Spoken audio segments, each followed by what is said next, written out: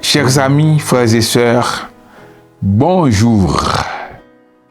Nous sommes encore ce matin autour de la parole du lundi.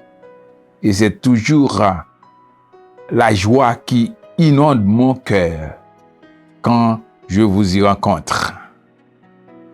Cette parole, on va la lire aujourd'hui dans la première épître de Paul au Timothée, le 4e chapitre, du 9e au 10e verset.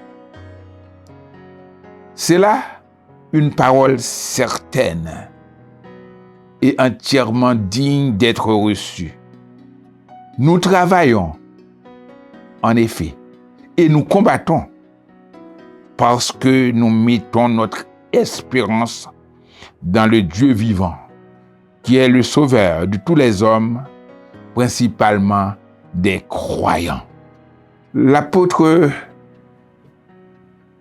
Paul a signifié à son fils dans la foi, son fils spirituel, Timothée, que la vie chrétienne est un combat. C'est un travail acharné.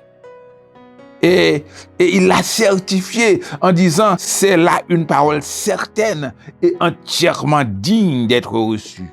Ce n'est pas de la blague, c'est une vérité absolue. La vérité, c'est que nous travaillons.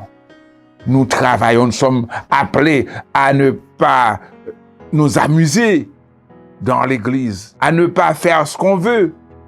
Nous sommes appelés à travailler pour la gloire de Dieu et pour le bonheur des enfants de Dieu.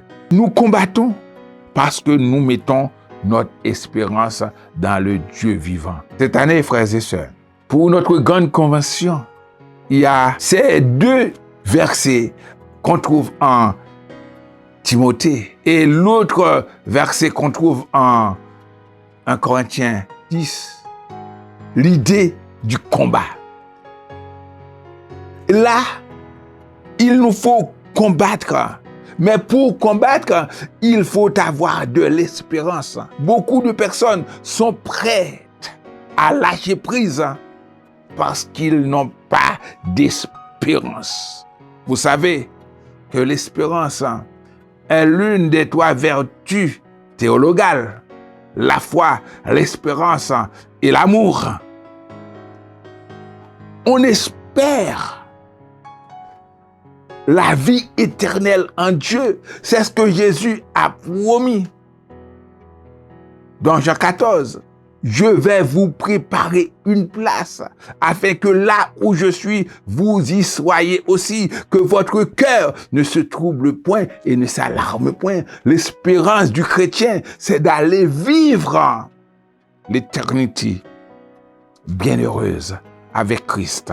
Christ qui est le sauveur, Yeshua, le sauveur de tous les hommes, particulièrement des croyants. C'est ce qu'il déclare. Dieu a donné son Fils afin que quiconque croit en lui ne périsse point, mais qu'il ait la vie éternelle. On ne croit pas dans les fables, on ne croit pas dans les savants, on croit en Jésus, le Fils de Dieu, qui est le sauveur du monde, qui a été promis depuis le jardin d'Éden. Travaillons, combattons avec espérance, car Jésus est là avec nous pour nous donner la vie éternelle, pour nous sauver.